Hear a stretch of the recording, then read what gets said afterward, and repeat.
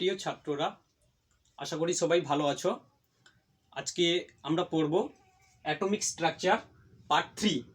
এর আগে part 1 part 2 পড়েছিলাম, তাতে খাতা ব্যবহার করেছিলাম, কিছুটা প্রবলেম হচ্ছিল। আজকে বোর্ড ইউজ করব।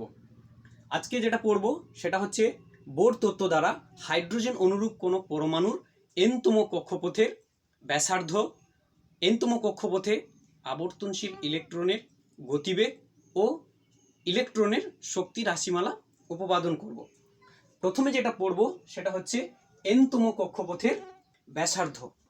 দেখতে পাচ্ছ, এটা হচ্ছে ছবিতে নিউক্লিয়াস। এই নিউক্লিয়াসকে ঘিরে নেগেটিভ চার্জবাহী ইলেকট্রন বৃত্তাকার কক্ষপথে পরিভ্রমণ করে, যেখানে কক্ষপথের ব্যাসার্ধ আর ধরে নিয়েছি এবং ইলেকট্রনের মাস হচ্ছে m এবং ইলেকট্রনটা ভি ভেলোসিটি নিয়ে ঘুরছে। তো এই নিউক্লিয়াসের যে মোট ধনাত্মক আধান সেটা হচ্ছে জেড ই। তাহলে আমরা লিখব যে হাইড্রোজেন অনুরূপ কোন পরমাণুর নিউক্লিয়াসের মোট ধনাত্মক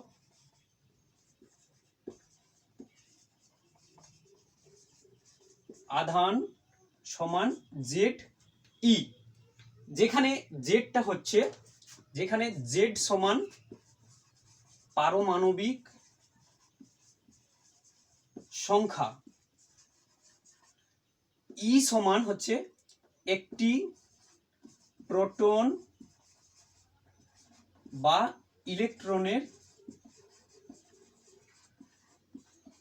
ইলেকট্রনের আধান, এবং ভি যেটা হচ্ছে ইলেকট্রনের গতিবেগ, ভি সমান ইলেকট্রনের গতিবেগ, আর এম হচ্ছে ইলেকট্রনের ভর, এবং আরটা হচ্ছে বৃত্তাকার কক্ষপথের ব্যাসার্ধ। আর সমান বৃত্তাকার কক্ষপথের ব্যাসার্ধ, এইটা। তো এবারে আমরা যেটা জানবো যে কুলম্বের সূত্রানুযায়ী কি শিখেছিলাম, যে দুটি বিপরীত আধানের মধ্যে আকর্ষণ বল আধান দুটির গুণফলের সঙ্গে সমানুপাতিক এবং তাদের দূরত্বের বর্গের ব্যস্তানুপাতিক। তো এখানে দেখতে যাচ্ছি যে নিউক্লিয়াসের মোট ধনাত্মক আধান জেড ই এবং ইলেকট্রনের আধান হচ্ছে ঋণাত্মক। নিউক্লিয়াস কি করবে, এই ইলেকট্রনটাকে তার নিজের দিকে যে আকর্ষণ বল দ্বারা আকর্ষণ করবে ইলেকট্রনটাকে, সেই আকর্ষণ বলটাকে আমরা বলবো অভিকেন্দ্র বল, যেটাকে আমরা বলবো অভিকেন্দ্র বল। এই যে আকর্ষণ বল, নিউক্লিয়াস কর্তৃক ইলেকট্রনটির উপরে যে আকর্ষণ বল, সেটাকে আমরা বলবো gravitational force.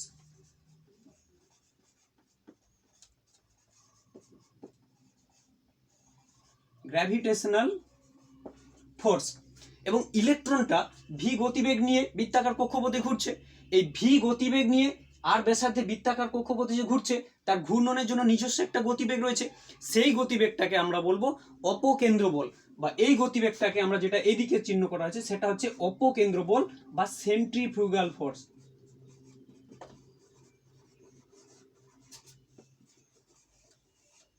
Centrifugal force.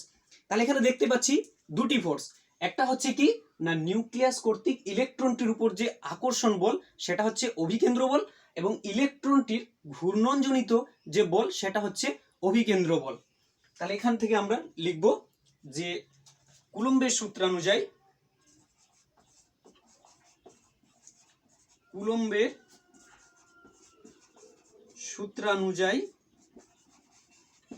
Nucleus কর্তৃক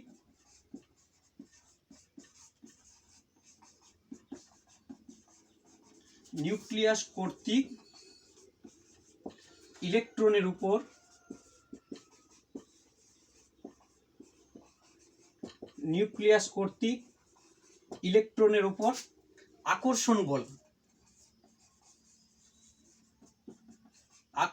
বল সমান কি হবে না, আধান দুটির গুণফলের সঙ্গে সমানুপাতিক ও তার দূরত্বের বর্গের ব্যস্তানুপাতিক। সামনে লিখব Z E into E by R square সমান কি লিখবো Z square by R square. এটাকে আমরা দিয়ে দেবো ইকুয়েশন নাম্বার 1। তোমরা তুলে নাও, সঙ্গে সঙ্গে উপরের পার্টটা মুছে দিচ্ছি।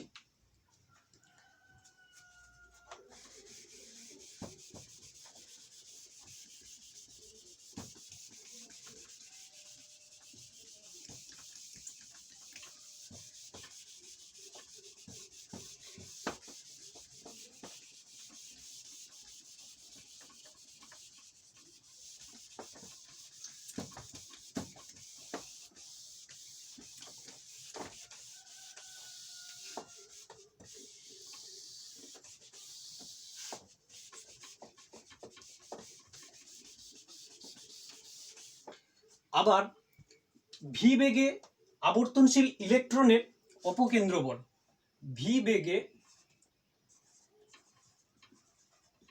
আবর্তনশীল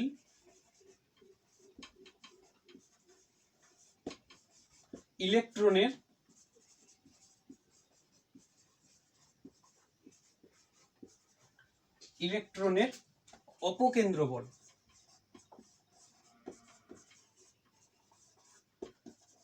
অপকেন্দ্র বল বা সেন্ট্রিফুগাল ফোর্স, ভি বেগে আবর্তনশীল ইলেকট্রনের অপকেন্দ্র বল বা সেন্ট্রিফুগাল ফোর্স হচ্ছে এম ভি স্কোয়ার বাই আর।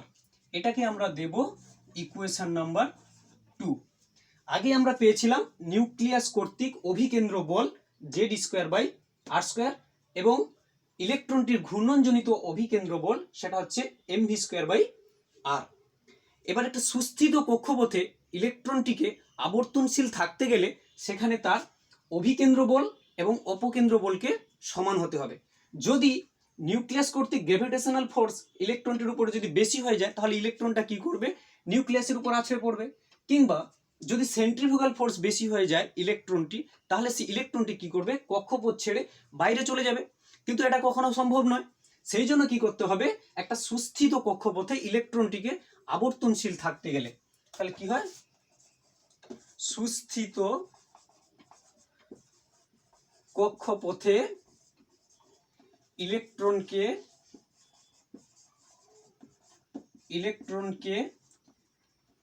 আবর্তনশীল হতে গেলে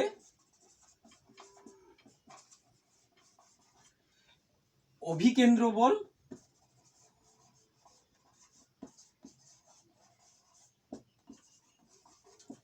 ও অপকেন্দ্র বল কে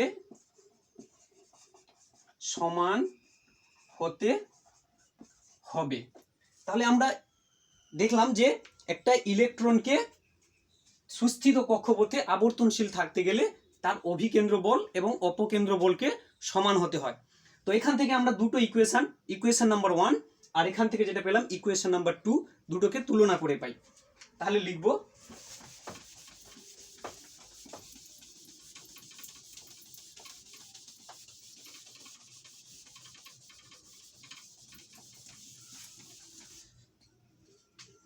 যে 1 নম্বর ও 2 নম্বরকে তুলনা করে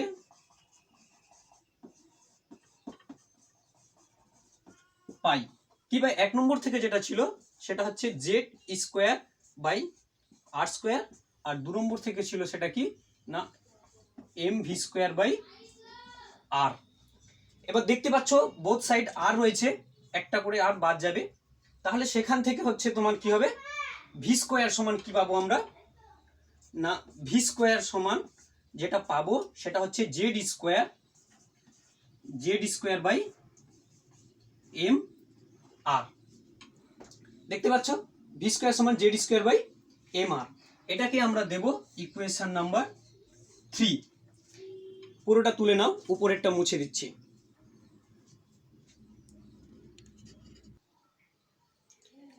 এবারে আমরা জানবো যে বোরের তত্ত্বানুযায়ী আমরা জেনেছি যে স্থায়ী কক্ষপথে আবর্তনশীল ইলেকট্রনের যে অ্যাঙ্গুলার মোমেন্টাম বা কৌণিক ভরবেগ সেটা ছিল h/2π এর সরল গুণিতক।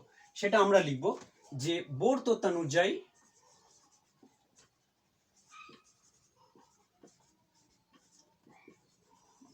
তত্ত্বানুযায়ী স্থায়ী কক্ষপথে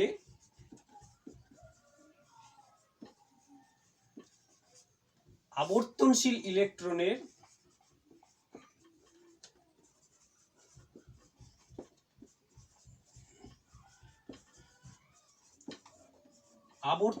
ইলেকট্রনের কৌণিক ভরবেগ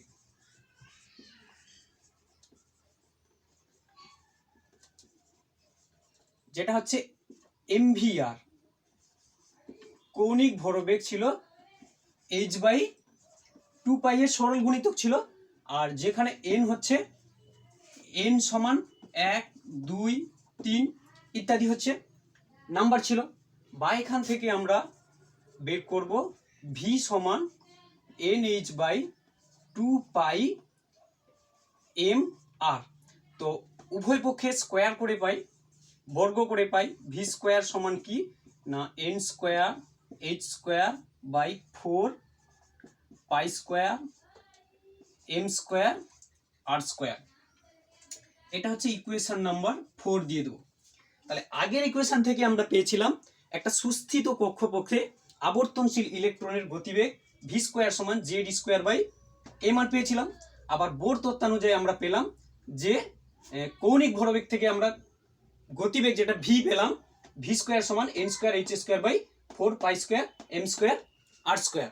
এবার এই দুটো সমান, তো ইকুয়েশন নাম্বার 3 ও 4 কে তুলনা করে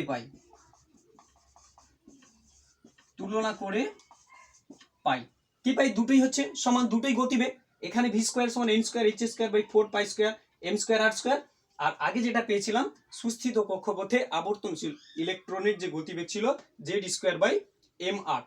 তাহলে দুটোকে আমরা সমান করে দেব, লিখব z²/mr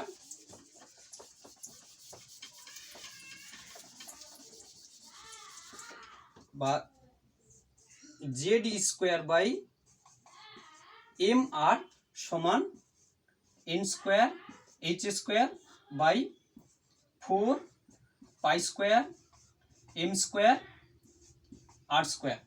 দেখতে পাচ্ছ এখানে একটা mr রয়েছে আর এখানে m স্কোয়ার r স্কোয়ার রয়েছে, তাহলে একটা করে mr এখান থেকে কমে যাবে। বা আমি এখান থেকে যদি বের করি তাহলে r সমান কি হবে? r সমান হচ্ছে n²h²/4 pi square m z square.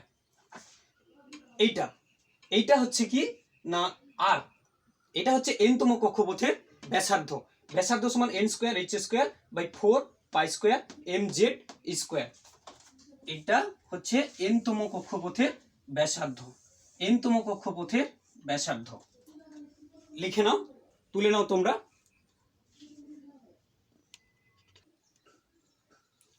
তো এখান থেকে আমরা যেটা পেলাম যে n-তম কক্ষপথের ব্যাসার্ধ আর n সমান কি পেলাম না n²h²/4 pi square mz square. এইটা পেলাম। এরপরে যেটা করব সেটা হচ্ছে প্রথম কক্ষ ও n-তম কক্ষের ব্যাসার্ধের মধ্যে সম্পর্ক। এরপরে হচ্ছে প্রথম কক্ষ ও n-তম কক্ষের ব্যাসার্ধের সম্পর্ক, সেটা। তো এখান থেকে আমরা দেখছি n-তম কক্ষের ব্যাসার্ধ লিখব, n-তম কক্ষের ব্যাসার্ধ সমান n²h²/4 pi square mz square. আর যদি প্রথম কক্ষের ব্যাসার্ধ বের করি তাহলে সেটা কি হবে, n সমান হচ্ছে 1। যদি দ্বিতীয় কক্ষ হয় তাহলে n সমান 2, তৃতীয় কক্ষ হলে কি হবে n সমান 3। তাহলে আমি বের করব প্রথম কক্ষের সঙ্গে n তম কক্ষের ব্যাসার্ধের সম্পর্ক। তাহলে প্রথম কক্ষের ব্যাসার্ধ সমান কি হবে, n এর জায়গায় 1 square h square divided by 4 pi square m Z square. এবার এদের মধ্যে সম্পর্ক একটু মুছে নেব।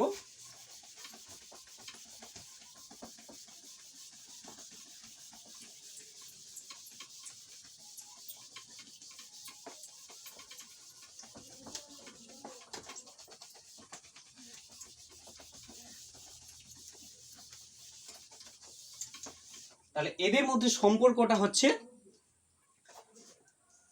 আর এন বাই আর ওয়ান। আর এন এর ভ্যালু হচ্ছে N square H square divided by 4 pi square M Z square. আর নিচে আর ওয়ান, তাহলে আর ওয়ানের ভ্যালু যদি নিচে বসাই তাহলে এই ভ্যালুটা সম্পূর্ণ কি হবে, রিভার্স হয়ে যাবে, উল্টে যাবে। তাহলে সেখানে বসাবো 4 pi square M Z square divided 1 square মানে 1, এইচ স্কোয়ার শুধু লিখে দিই, এটা হচ্ছে এইচ স্কোয়ার। দেখতে পাচ্ছ দুটো সমান, কেটে দিই। আর এখানে এইচ স্কোয়ার আছে, এইচ স্কোয়ার কেটে দিই। তাহলে দেখতে পাচ্ছি আর এন বাই আর ওয়ান সমান এন স্কোয়ার, বা এখান থেকে লিখবো এই আর ওয়ানটাকে এদিকে নিয়ে চলে আসবো, সমান আর এন সমান আর ওয়ান ইন্টু এন। এটাই হচ্ছে n-তম কক্ষপথ ও প্রথম কক্ষের ব্যাসার্ধের মধ্যে সম্পর্ক। তোমরা তুলে নাও।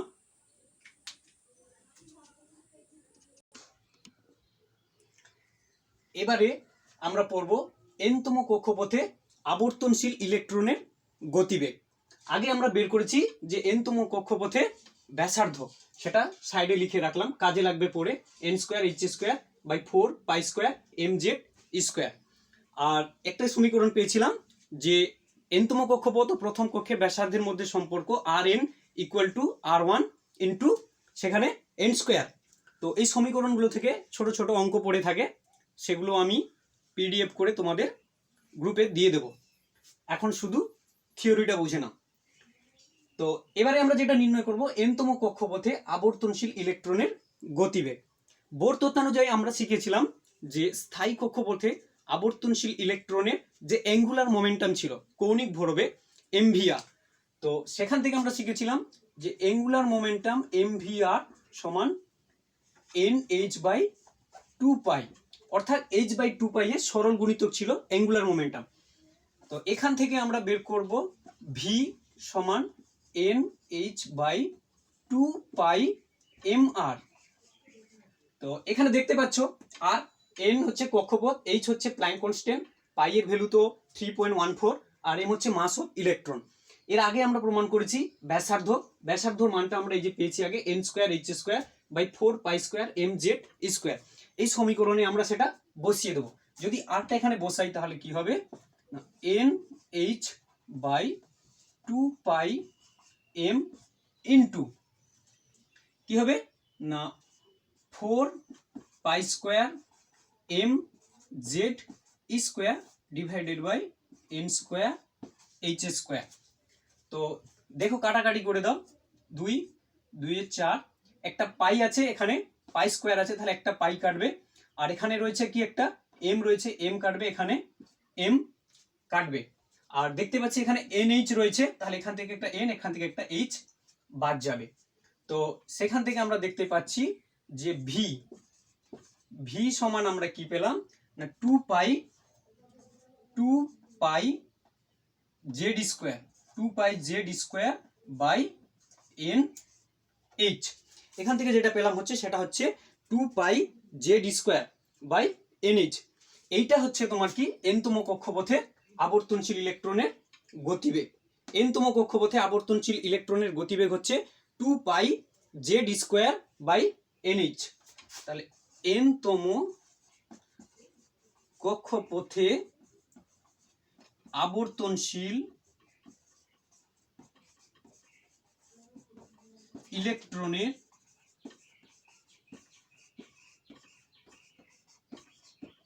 ইলেকট্রনের গতিবেগ সমান আবর্তনশীল ইলেকট্রনের গতিবেগ Vn সমান হচ্ছে 2πz²/nh।